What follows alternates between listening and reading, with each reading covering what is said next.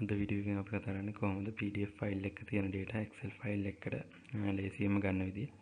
ඔයගොල්ලෝ PDF file එකට ගිහලා මේ විදිහට data select කරලා copy කරාට මේ විදිහට ඔක්කොම data එකවර select වෙන්නේ. අපි ඉස්සල්ලාම අපේ browser එකකින් I love PDF කියන site එකට යන්න ඕන. ඒකට ගිහලා මෙතන convert PDF කියන option එකේ තියෙනවා අපිට PDF to Excel කියලා option එක. ඒකට ගියාම අපිට මේ විදිහට ඉන්ටර්ෆේස් එකක් ඕපන් වෙනවා. මේකේ තියෙනවා PDF ෆයිල් එක අපිට සිලෙක්ට් කරගන්න. මේක අපි ක්ලික් කරලා අපේ ෆයිල් වල තියෙන PDF ෆයිල් එක සිලෙක්ට් කරලා මෙතනින් ඕපන් කරගන්න පුළුවන් අපිට. ඊට පස්සේ මේකෙන් ඒක අප්ලෝඩ් වෙනවා මේ සයිට් එකට. ඊට පස්සේ මේ විදිහට අපිට PDF එක බලා ගන්න පුළුවන්. ඊට පස්සේ මෙතන යටම තියෙනවා convert to Excel කියලා option එක.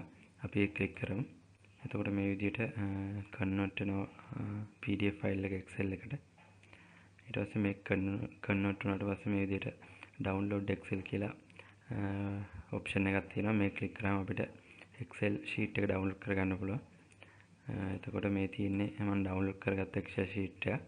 මම අර කලින් පෙන්වන විදිහට මේකේ මේ විදිහට set කරද්දී අපිට සම්පූර්ණයෙන්ම අපිට අවශ්‍ය ටික set කරගන්න පුළුවන්. ඊට පස්සේ copy කරලා අපිට පුළුවන් මේක ඕන තැනකට paste කරගන්න. ඔය විදිහට තමයි අපි ලේසියෙන්ම PDF එක data Excel sheet එකට ගන්න. එහෙනම් තවත් වීඩියෝ එකකින් හමුවෙමු.